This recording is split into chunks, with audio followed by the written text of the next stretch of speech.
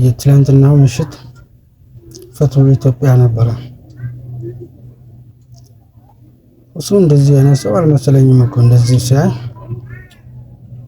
በቃ በቀላል የሚታይ ሰው አይደለም። የሁሉ እውቀት ይዞ ነው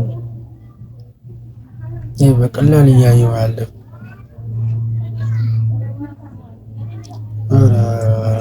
አላህ ይቅር ይበለን እንጂ እውቀት ያለ ሰው አይመስለኝም። እሱ ለካ ቀላል ሰው አይደለም፣ የሚከበር ሰው ነው።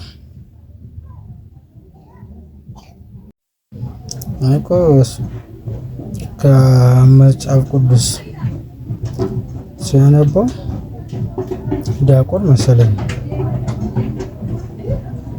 ከቁርአን ሲያነበው ደግሞ ኡስታዝ መሰለኝ። ለሁላችንም እንደሱ እውቀት ፈጣሪ ይስጠን። አሚን በሉ እስቲ። ወላሂ ፈጣሪ ይስጠን ወላሂ።